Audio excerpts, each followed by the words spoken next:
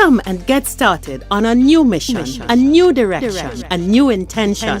Welcome to 5.8G Alive at Connections 50 Plus.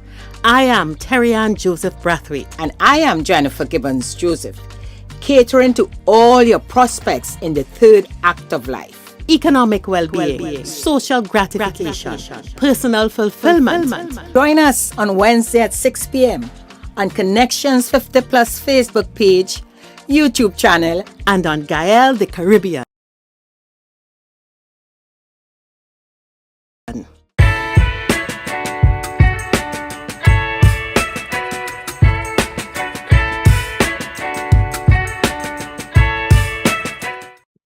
Hi, good evening everyone, and welcome to Connections 50 Plus 5.8G Alive show. I am Jennifer Gibbons Joseph, one of the co-creators of Connections 50 Plus, and as usual with me is my colleague. Hi, welcome everyone. I am Terry-Ann Joseph Brathwaite, the other co-creator of Connections 50 Plus, which brings you 5.8G Alive. Jennifer, you're back inside. No fancy gas. Yes. Listen, and I must say, let us thank all our followers, the 5.8G tribe.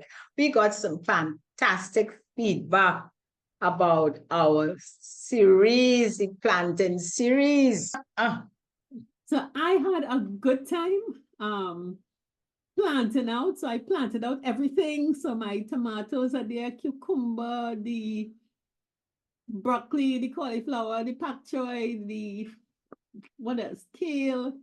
All this stuff is planted. We're waiting on the reaping time. Within what? Yes. Some of them is what, 3 months to 6 months? Or No, up to 3 weeks. I will have pak choy in about 3 weeks. I should have things. okay, so yes, Between 3 weeks and the longest might probably be the melons. about 8 weeks then. Yeah, but then I picked a melon from my old tree, and my guava tree in my top has flowers and little guavas. Okay, you can show off. Fruits. I'm wondering now if it's the soil already. You have to get that soil. Yeah, that would have been the first set of soil, but Yeah. no, I think it's time, and as Carl said, we have to be patient. I think it's time, and more disciplined watering regime.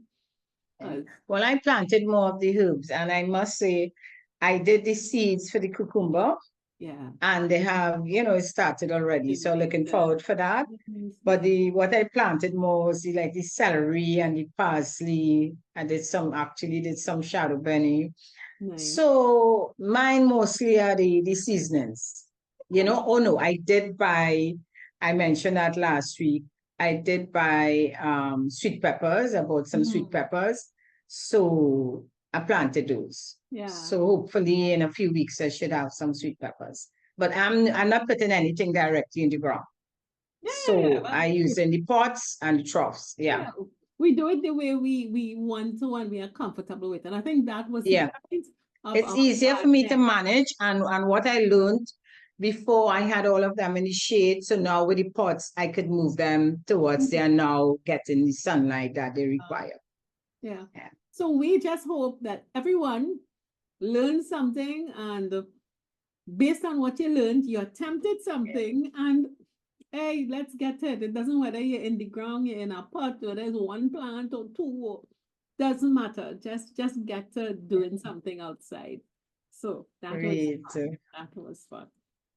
So Jennifer, we are moving on from our month of gardening and culminating in Corpus Christi, and we getting ready to talk about some other things, getting ourselves in tune.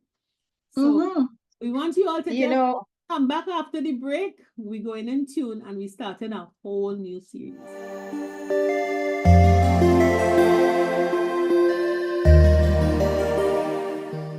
Yes, Jennifer. What we talking about going on? We are talking about capturing joy on the third act stage. Why? Because Terry-Ann, as when we spoke, you know, we don't want to hear all these sad stories again. Sometimes it sounds like you're not happy at this stage in life. We complain a lot. Every time we meet each other, instead of saying, hi, how we doing? I'm doing great. We say, oh gosh, Kill, how we making out? The pain in the legs, somebody just died, the children, the grands, and complain, complain, complain. But we know there's so much joy on this stage. So this is what we talk about. How do we capture that joy? Yeah. Yes, yes. Esther, yeah. And we have to give you all a warning in advance, huh?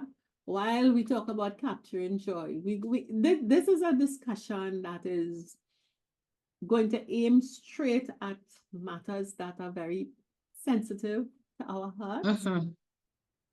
A lot of bad habits that we protecting, a lot of truths that we prefer to remain hidden. No, we don't lie, we just hide the truth. Yes. So, but Jennifer, I really, really think it is important, especially. Oh, yes. As I told you, this weekend, I attended an event and I met 3 friends and they all, in the greeting, Carry on, long time no see, how are you? And I honestly do believe that my life where it is now is not a picture storybook perfect, but it is perfect for me and it is great for me. I'm very conscious of the things that are going well and I'm even more conscious of what's not going well, but I'm managing it to the best that I could. So my honest answer to that question is always, I'm great. I am great where I am now. That means that I'm managing things. I'm trying to keep it in perspective. And each one of them was shocked by my response. They were like, You seem too happy. girl, you're lucky, you're good. Everybody have a sad story. Everybody have a different kind of thing. You're lucky. And Jennifer, I thought that was distressing. Yeah. I thought that was distressing. Yeah. You know what, Tarian? As an energy coach, I have learned that when you build positives around you, when you have that positive mindset, when you respond in the positive, what you're doing really is raising that energy level, because when you're in that negative mode and you're responding negatively, you're just setting a tone for almost like moving along a negative road. Yeah. And I'm not saying you're in pain and you have to smile through the pain, that sort of thing. Be real. Really look for the situations in your life, look for the things that making you happy and stop. It's a default. Our default is the negative. Our default, how you going? You will say, girl, or let me tell you this, and you go to the negative. Yeah. Somewhere along, we have to rewire our brains then, and yeah. But even more, I am sensing that people feel that they probably are not entitled to joy or it is wrong to be joyful, probably things going wrong in the world, so they deny joy. So it's not so much that I have no positive or whatever, but I am not to express or experience joy. And I am pretty alarmed by that. That's true. The other thing too, Terry, and we talking about our age group, our cohort. And I feel it comes from somewhere we believe at this stage in life, as we age, we shouldn't be enjoying happiness. We should, because we tend to link aging with sadness, aging with you're aging, so you're starting to get ill. And they tell you that, watch yourself, because as you get older, you're going to be suffering with X, Y, and Z. As you get older, you ain't going to be happy because you can't do the things you used to do. And you're hearing that all the time in your head. As you get older and as you get older, let me tell you, when you're around 60, you're saying, okay, I can't do this again. I can't dress like that. Let me tell you, when you reach 70, you feel you're just shut down in life. And this somewhere in our thinking, our thought process, what we may have learned somewhere along the line is that with aging comes pain, comes sadness, comes all the illnesses. Like with aging, I have no joy. The joy only comes in like they say, okay, retiring, I'm going on a cruise, or retiring, I'm going on a holiday, on a vacation. Like the happiness during this time is a certain time. You only have like 10 years or 5 years of happiness. And after that, the rest is just complaint, just gloom and doom, as they say. And I think that is what we have to be careful with, and see it in a different light. We have to come out, how you say, get it out of our heads, remove that thinking that aging is not joy. Yeah. Yeah. I think I was reading an article on this subject, and very much in alignment with what we are trying to do at Connections 50 Plus. The author was saying that for many persons, there is an anticipation of retirement, whatever retirement is, whether you leave the job or if you're a professional, you close down your practice, and whether that happens at 50, at 60, at 70. But retirement is approached as a release, a vacation, this big thing that is usually a one-off for a small period of time. And then when that is done, it's like, all right, what now? And then we go into a slide as though we are preparing to die. So after it's like the next thing to happen is death. Whether that is sickness and death.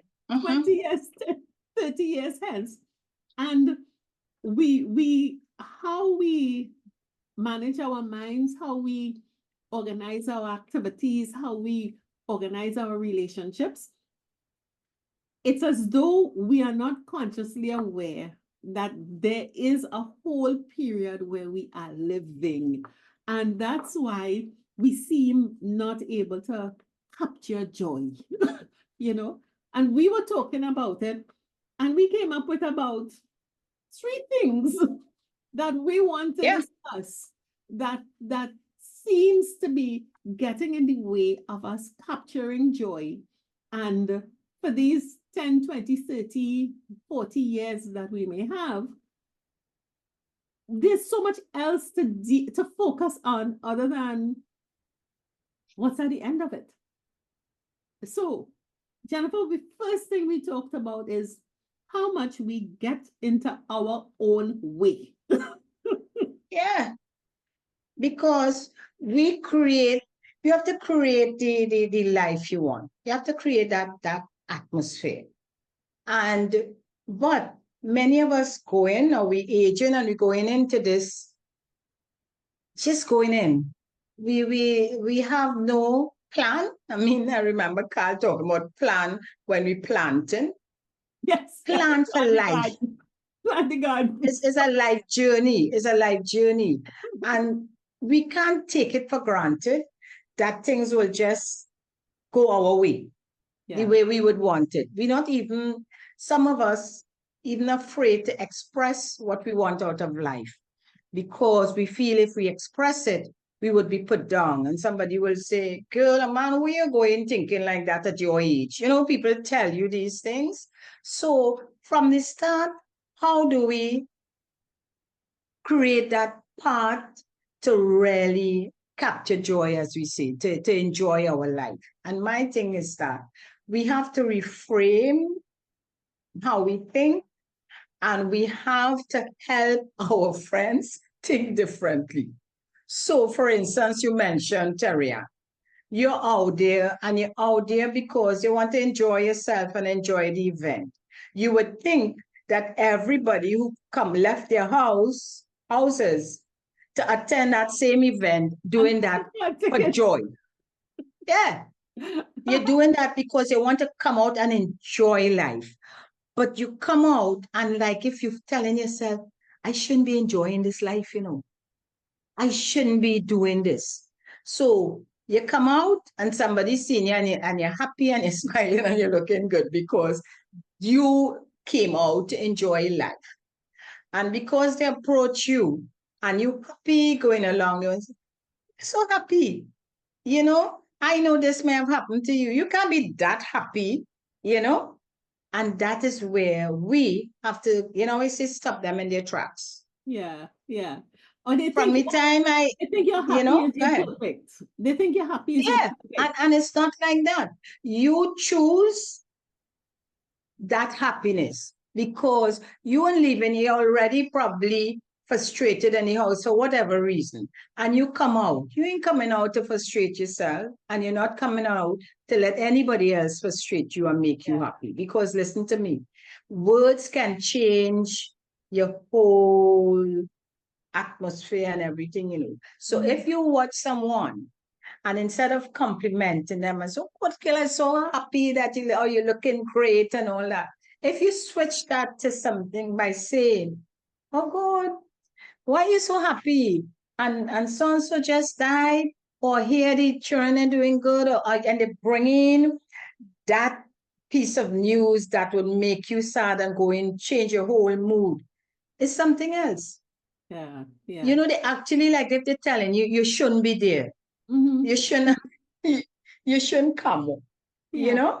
And Jennifer, we could extrapolate that event from, okay, so I meet people at a place, but a lot of us are organizing our lives with I think it's become such a reality in our subconscious that we are carrying unfinished business from 20, 30 years ago.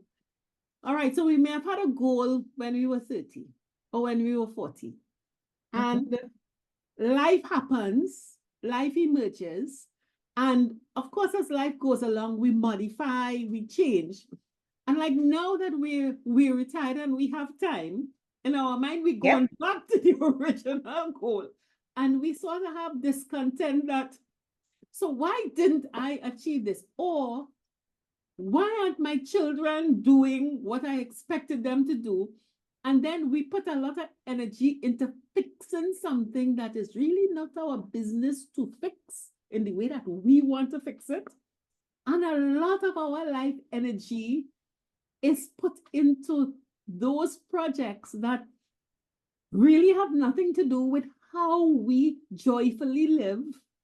And this or that is into managing how something else is done or somebody else's decision. And we are not realizing that's carrying forward frustration and disappointment and your happiness is just not there. Because when you ask somebody, so if you're not very good, what is the problem?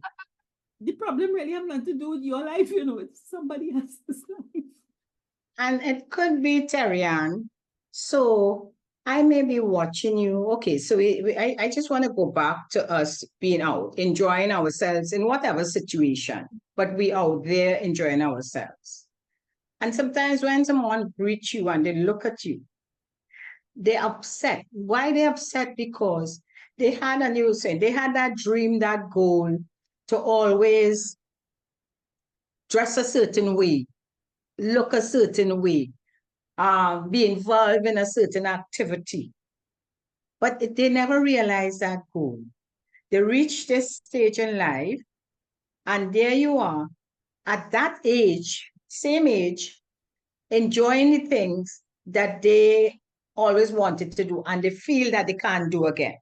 But here you are, it could be dancing, it could be playing mass, it could be in some group doing something, and they meet you doing that activity and having fun, and they watch you, and when they say, how are you going, and you tell them they're vexed because you are doing something, whatever activity that they always wanted to do. We may call that, normally may say that's jealousy. It go beyond that. That is just being annoyed because you haven't fulfilled that. You are upset with yourself for not fulfilling that goal, or for believing that you're too old now to do it. You know, and that is something, sometimes you in your subconscious mind, but when you respond to that person, you're responding like if something wrong with them, you vex. So you're being sarcastic. You're not going to compliment them because you feel that is hurting you to tell them whether how good they're looking, or whatever they're doing, and you're happy for them that they can do it at this stage. Yes. You know? I'm sometimes amazed at our followers. You all out there are so fantastic. We've got some phenomenal followers, really loyal people. But I am surprised sometimes of how many people think that we are extraordinary because we are actually doing this. When we've said on so many occasions, if we didn't have each other, it was stopping. And it is something that we just sit and relax and do. And I came across a quotation. It's never too late to start anything, and it is always too early to quit. And I think that many, many people just have not come to terms with the fact that we're in our 60s, our 70s, our 80s. And what we can do now is not what we dreamt of doing in our 30s and our 40s or even our 50s. And we have to adapt our goal, but we think it's too late to start anything or too late to go after anything. But we are not realizing that we are quitting, and we're quitting too early because we still have life. We are still focused. All right, this age, like when somebody say at your age, what is my age? Am I about to die? And therefore the ages have ended. Why do we very often, if we have when we look at the image of what we want to achieve, or we search our hearts to see, all right, what do I really want to do? What would make me happy? Yes, I want to go to that show. Yes, I want to go to the flower show. Yes, I want to go to a movie. Yes, I want to put on clothes and go to that new tea shop and sit and have tea. Or yes, I want to go window shopping and look at what's going on. Yes, I want to go on the fast ferry and go to Tobago and come back in the evening. But we have this thing, at my age, what is it? And you know, Jennifer and I had a long conversation challenging ourselves. What is it that causes us to believe it's too late to embark on something, or to give up the old goal that we can't do now? What is it that we feel it's too late to start? And why is it so easy to quit? Quitting is when you're done, you're dead. Because, Terry-Ann, when we picture ourselves in a certain way, all right? We picture ourselves, we're getting older, but we want to look a certain way in our 60s, all right? So we see ourselves not having too many wrinkles. That's when you were 20 or 30. No, but let me tell you, when and there's some people say when we were 20 or 30. the image and depending now, and as you say, with all the going on now, you could do all the different kind of operations, all the things to make you look a certain way. And that is because a lot of us scared with the that aging process. Yeah. So we want to slow it down. We want to slow it down. So we look at two things, your goal. Mm. Your goal when you get older is not to look old, right?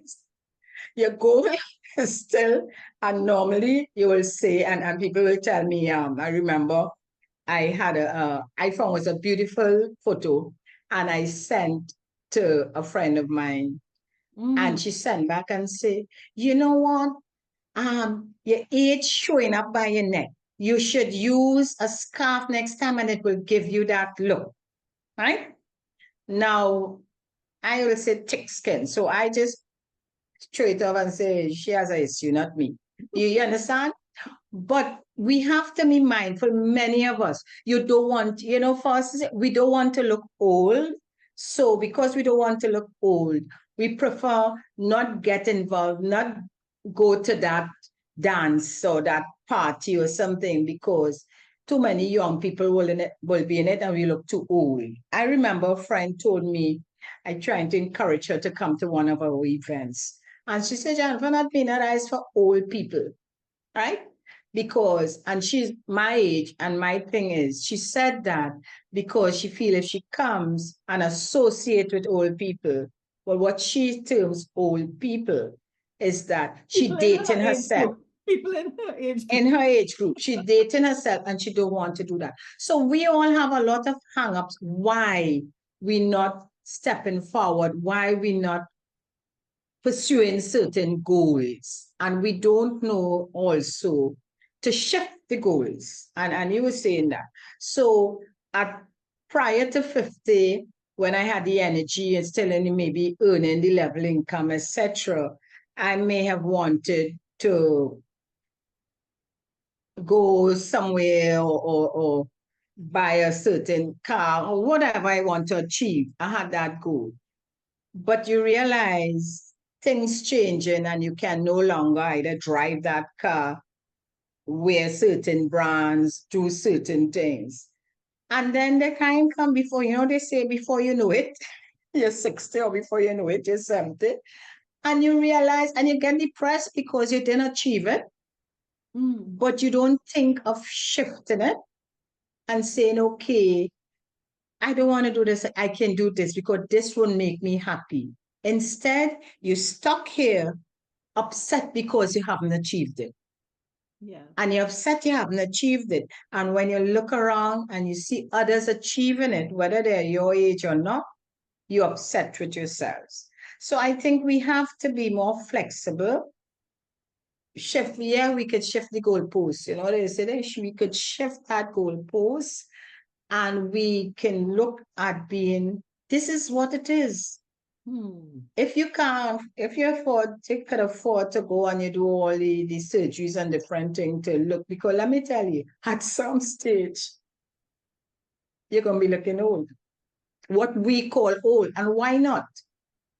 You understand? So, Terry, we have to accept that we can do it. We can achieve the goals that we set for ourselves to give us that joy, but it may take us longer.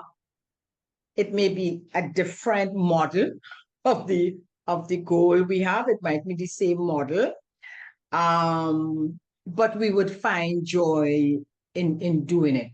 And the expectations, what we are guilty of, is because we feel society expects this of us, expect if you're this age to do that.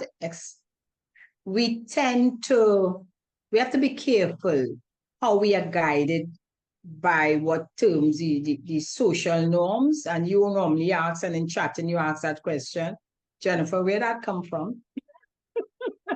You have to ask us every question yourself, where that really come from? Who is it to tell me that I can't dress a certain way, I can't get involved in a certain activity? Who dictating that for me? Yeah. And that's a question we have to ask. I really have to, I used to criticize my parents a lot. Because, well, criticize might be too strong a word. And I always realized they always had a social circle that they never had friends who were really much older than them, but they always had a lot of friends who were younger. They had a mix. And I think that helped them to always not be afraid of things that are new, things that are changing, and it Yeah. allowed them to have a circle around them who could understand what was going on. And I am sometimes amazed by how we live our lives ignoring the reality of the one constant we have no control over, which is time. You know, we start at a point and we want X, Y, or Z, whether it is how we appear or where we live in, what our children doing, or whatever it is. And then we continue living. And 1 week turns into a month, into a year, into 5 years, into 10 years, into 15 years. But in our mind, it's as though time is standing still. And in the interim, we get older. we add years. I'm not going to use old anymore. We add years. Our body starts the process of sarcopenia, which is the reduction in the ability of the muscles and the bones to carry what it carried before. God help us, we get illness. Some of us get illnesses that bloat us.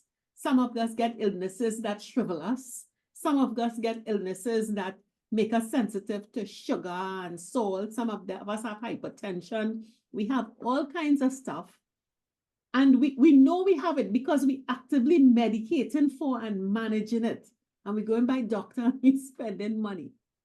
But yet, when we come to interact with each other about life, we like to behave as though time stood still. You know, we are still where we are. So we must look as we looked when you last saw me 30 years ago. Or it's as though the last time I looked in the mirror was 30 years ago. I have not aged. I don't have wrinkles. Yes, I could use hair color and hide. I am 100% gray. My mother was gray at 34 and I followed her. If I don't color my hair, I am gray. Okay? But, you know, but I know I am using hair color.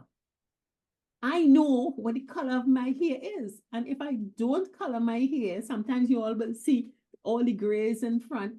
But I know it, but I'm not going to shut myself away if I get a 2-day delay in coloring my hair, because that's my reality. And, you know, sometimes is it vanity? Is it vanity that we are denying ourselves going to a reunion, or if you're going to meet an old friend, you're worried and you're panicking, or you're not going at all because you think you get fat, or you think you have some disease and you dry up. Okay, I have 40 years on me, but we are not realizing that we are alive. Or I don't have as interesting a story to tell about my children because I think your children have done so well. I mean, Jennifer, your child is a certified trained videographer doing videos for international games and is in demand for the big camera. The other one is an organizational psychologist. She has her PhD. I can say those things about my children. My children still finishing their degrees. They're still struggling and finishing their degrees. So I suddenly think that you have something that is so much better than me, and I shrink myself back, deny the achievements of my children, deny my achievements because I am looking at you and thinking that you're so far ahead of me. When that's what we're doing. That's what we're doing. And Terry-Ann, as you said that, and referring to my situation and my response, like people will always say, boy, they don't know the backstory because Seriously. And We you're all have a listening to that and you're backstory. watching somebody and you say, oh, that looking great. And when you check the backstory, it's completely opposite to what you're thinking, you know? And the persons involved will sit down and say, what it is she talking about, boy? She really don't know what she's talking about. And so the thing is about, we shouldn't wait to know the backstory. That shouldn't be our business. What we're focusing on is our story. And what in the story, because listen to me, when you paint or you watch someone and the life looking great and you say, oh, they reach 80 and look how they got, and as you say, the children doing great and thing. And the other side of it is that person will be saying, well, you don't know now. I don't have a cent. The children may have X, Y, and Z, but you know, they can't, let me tell you, outside their heart, they have no job for them, etc., etc. Hello, you have lawyers who are unemployed. You have I'm doctors telling who you. are unemployed. So saying that, and it because the projection, and they tell us we should project, and we want to project all what seem to be looking good, but in reality, it ends so whoever it is really down and out, as they say, etc., etc., and fighting to come back up. But if we focus again, Tarian, our expectations. So when you speak to me and you see me in a certain light, your expectations that I would feel when you talk to me, that I am looking at you and say, hey, Tarian, children X, Y, Z, and thing. When in reality, your children might be in a much better situation. So my thing is to solve that is we deal with us. We deal with our goal, what in front of us as our situation. Because many of us, some of us, you know, in situation, let me tell you, to have those, I have some friends who I may complain about, oh, financially this and that, and I see in them as perfect. So I may see Tariana having no financial issues. She should be so happy. And she's seeing me who may talk about having financial issues as happy, happy, happy. What is it? We have to create our own joy in ourselves.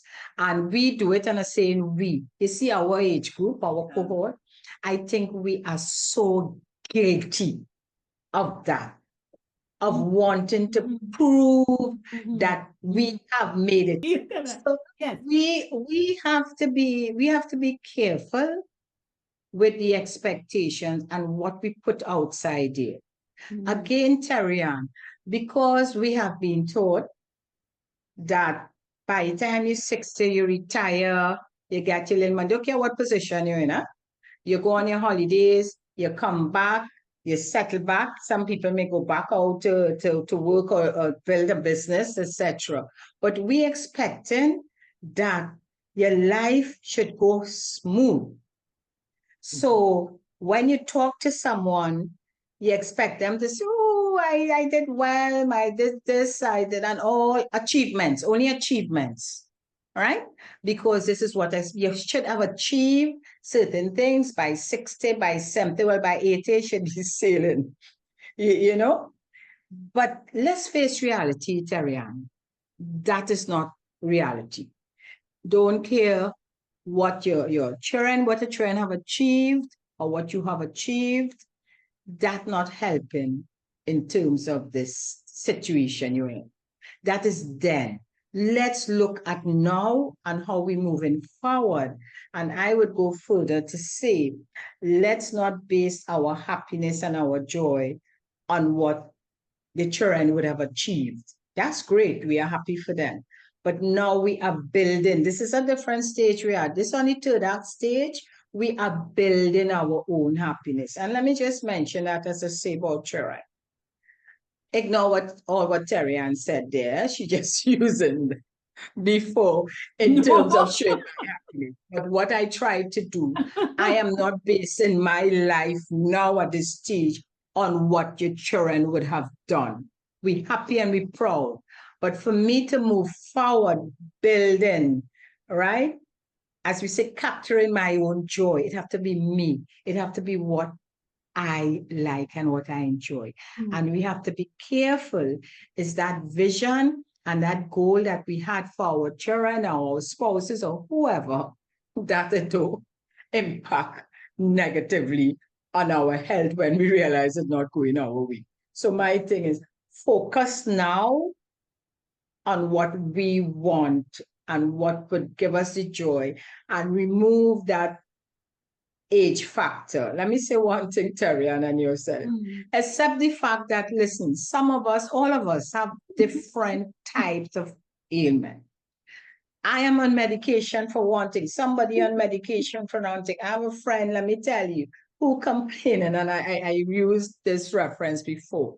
You know, in growing up, not growing up, but as adults, she had a thing about being the size 8. The size 8 was a perfect size. And recently she tell me, Jennifer, girl, I'm now reaching size 8. Why? Because she's diabetic. But she's saying it in a fun way, you know? Yeah. She said, remember all the time I wanted to be a size 8? Yeah. I reached size 8 now. She said, look at me, my clothes hanging out to make new clothes. Yeah. And I am saying to her, well, enjoy this. Buy a size 8 dress and enjoy being that. But you have to be conscious of your health. Yeah. And as you said, you have the opposite to that. Some because of the type of tablets, hormones, etc., that they bloated. So they may move, they may always be in slim and trim, as we say. They are no longer like that. But listen to me. 24. You're managing your health, and that doesn't stop you from finding things that you can do to give you that joy. Yeah. You know, one of the things, and I'll give you a story, and I suppose it reflects how we identify and what we use as our identifiers. What never ceases to amaze me is how often we just forget or oblivious to the fact that we are living and alive every single day. And we keep focusing on some distant past or some distant future event. Yes. So we talk about, all right, we had a goal. And if the goal was to live in a state of 3 houses and $1 million in the bank, and you're here and you have 1 house and no money in the bank. You have 100,000 in the bank. You think you failed. You think you failed. Or that's so true. You hope that your child would have gone to school abroad and they have to do UE, or they're doing COSTAT, or they're doing UTT, or they're doing, and the neighbor children or your siblings' children went abroad. But everybody line up with their degrees and everybody is employed. But you still fussing because they didn't go where they are. And we forgetting that we are alive. I'll give you a story about me. I have periodontal disease. It is genetic. It has nothing to do with whether I have bad oral care or whatever it is. And as I have crossed into my 60s, this thing seems to be getting worse. The other day, one of my molars just started shaking. What's going on here? What's going on here? So I take myself to the dentist. I have to do an extraction. And I realized that I'm losing a lot of bone mass in my upper jaw. And there's just a sinus flap between food finding its way down my nasal passage. Now, I suppose to some people that is, oh my God, I can't go out again. I can't, because I love my smile. I think I have a beautiful smile. I have fantastic teeth. So I look at my dentist and I say, excuse me, if you're going to be pulling my teeth out, let me see the replacement options one time. Yeah. Because you face the reality. I am not going to be without a full mouth of teeth. I have no problem having artificial teeth if my body can retain its teeth, but they have to look a certain way. They have to be a certain way. But I'm not going to suddenly not be talking to people when I'm laughing and putting my hand on my mouth, or I am alive. I am able to go to the doctor and deal with a situation and get something. And she gave me a broad range of options. Some are ridiculously expensive and some are very affordable. Believe me, if I'm going to lose my teeth, nobody will know it when they see me smile. We tend to see an outcome from today, and because it doesn't match exactly to what we may have achieved 98% of what we set out for. Even if we achieve 50% of what we set out for to get, if that goal was some humongous, nobody in your family's generational history ever achieved it, you would have been the trailblazer. If you achieve 50% of that goal, what's wrong with celebrating that? Instead of focusing on the 50% you didn't achieve, why don't we celebrate our children who have stretched? Yes, the goal was to be X, but we got to 70% of X. Why is that not something to celebrate and share with everybody? And I think that, Jennifer, is one of the main things that is stopping us from capturing joy on this third act stage, because it's not like we're not even adapting the goal, but we, after our best effort, and the goal was set at a time when you probably thought it was impossible, when you didn't think that no one could have achieved this, when you were struggling and fighting. And right now we're taking up a big stick and beating ourselves and not celebrating joy, and where people are ill and the illness is being managed, even with children, even with ourselves, and it affects how we look. We just focus on the outcome of medication and we're not looking for you are alive. And the solution.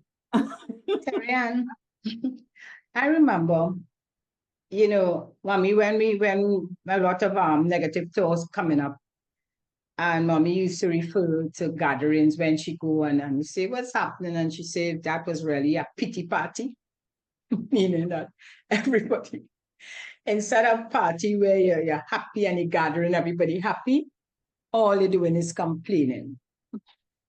And she used to call it a pity party. And I think that's a saying that we know of, you know, our local, when we're speaking in our local talk.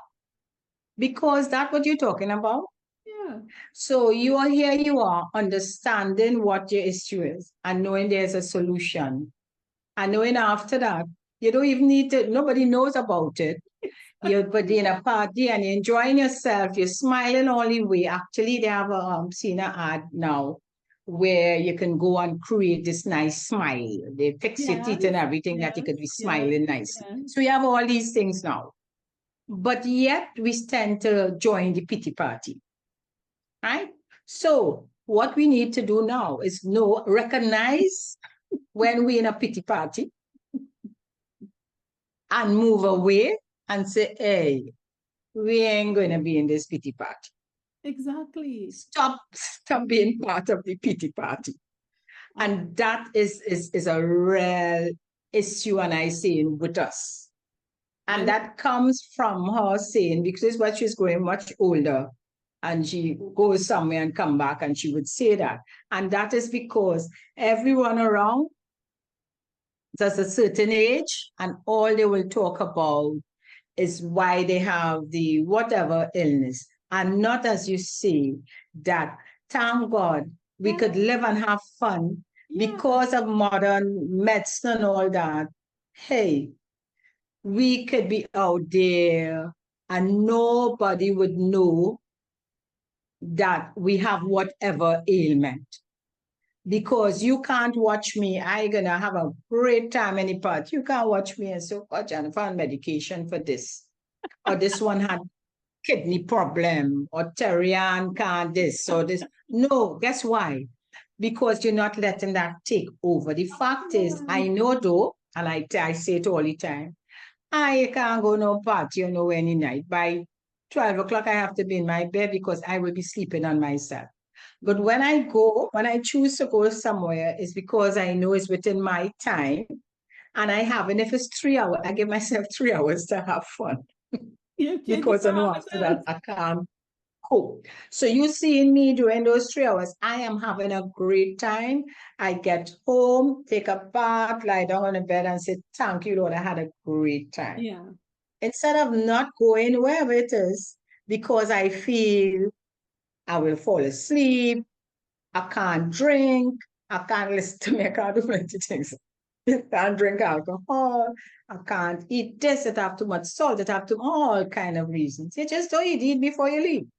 And you watch the people thing and you leave it alone, but Oh, you carry a you're snack still having with a you. great time. You carry a snack. Nobody have to know, but here's the difference.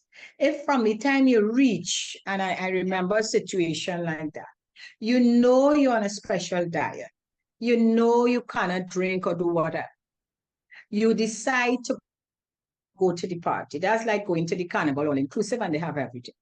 Decide for just going for the music, the atmosphere, and the fun. You cannot go for all the eats because you cannot eat. Why go? You Don't pay your complain money, you about get it. in deal. And everybody who coming around, you say, oh God, that looking good, I can't eat that. How this tasting? You know you cannot eat it. Jeez, forget that. Just enjoy yourself. And that's what we do to ourselves. And that's how we make others uncomfortable. You go to a private party, Terry Ann invite me to something and I decide to go. I know from up front, but just don't. What you want the host to do? Prepare your special meal? No. Drink your Walk glass with of what you water want. and have a good time. So the pity party is when you want to bring everybody in to listen to why you can't eat, you can't drink, you can't stand up for long because some people, I can't stand up for long, no problem, sit down. So that is what I'm saying, Terry Ann, in terms of the pity party, that we tend to be part of or want people to be part of with us. No, no, no. Enjoy yourself. Nobody have to know all what you're suffering from. You're okay. You're managing your health. You could come out. You could smile. What is preventing you from sitting down and listen? You don't have to stay. I have a friend who go with, I love to go out with. You don't have to stay for the whole, if it's something for 4 hours and you could only make two. Go and enjoy the 2 hours and then leave. Don't complain that it's too long, it's too this, it's too that. Find somebody like you, flexible, and go enjoy yourself and then go home. Or make Yeah. arrangements to leave when you're ready to leave. No, Yeah. it's Don't make it an issue. Don't have somebody uncomfortable. As I say, don't be part of that pity party. No. yeah. No, I really do think so. And Jennifer, as we wind up, we really do have to examine what our perspective is on life and how we look at this life. And as the people say, in my view, we're not getting out of it alive. None of us Nope. getting out of it alive. We just don't know when or how. It could be tomorrow, it could be this evening. You can go to a ripe old age. There are many people that we know in our circles who have gone already. They didn't make it where we are. Your death is inevitable. But Yeah. what are you doing with life in the interim? What are you? So if I know that, put it aside. Just pack it up and put it aside. Make arrangements and then face what are you doing with life. For me, things may fall off. My hair, my teeth, my eyewear, they will always be mine. Whether I born with it and I grow with it or I bought it, it will be mine. Yeah. And it will be mine at a certain standard. So I will always be a happy person no matter what happens in my life. I will adapt my goals and my objectives to suit. I have high standards, but they're never going to be unrealistic. And I'm never going to impose my standards on another person to make themselves miserable. Terry Ann, thinking of mortality at this stage in our lives is very scary. I came out of the insurance field, and I remember when you're chatting with clients and you're advising them about last expenses, and from the time you start, they say, oh God, no, I don't want to hear that. I don't want, you all like to come and only talk about debt, debt, debt. Let's talk about, think about alive when you're alive. Don't talk about that, which is great. Because right now what we are saying is that we know mortality.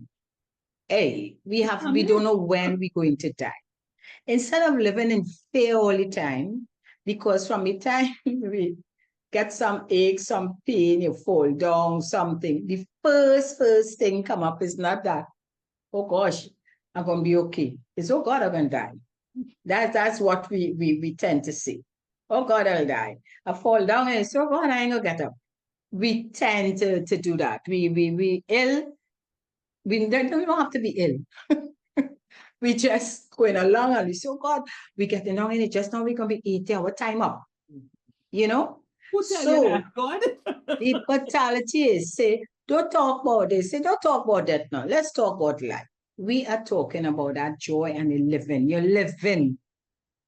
You know, people who we thought would live. I have friends who have been ill and they say, you know, the type of illness they have, what they've been diagnosed with, we say, oh, they could go anytime. You know how long they say now? Exactly. 10 years over. And those who have been in good health, next thing you know, you get news, they drop down. And you say, oh, God, they're so young. They're only 70, or they're only 60, or they're only thing. And so, my mom, thank God, and God have her, you know, taken care of her at 103. And she said, I didn't know I would live so long. We don't know. Nobody knows. So My brother died at 50. Right? Yeah. He went at 50, healthy and happy at 50. So since we don't know, one thing we know, we have to die. But we also know we are living and we want to live happy.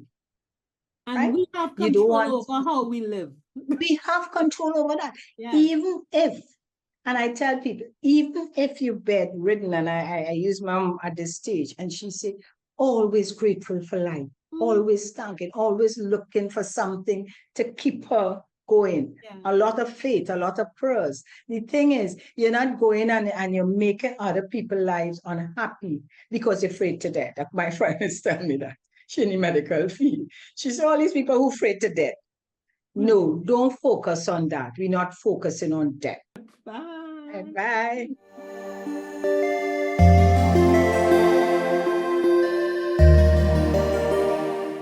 Plus Tribe and follow us from Trinidad and Tobago and the Caribbean. Thank you for joining us on this Connections 50 Plus 5.8G Alive show. We hope you enjoyed the lively conversation and look forward to seeing you next week. Don't forget to like our Facebook page and subscribe to our YouTube channel. We really love getting your feedback. Bye for now.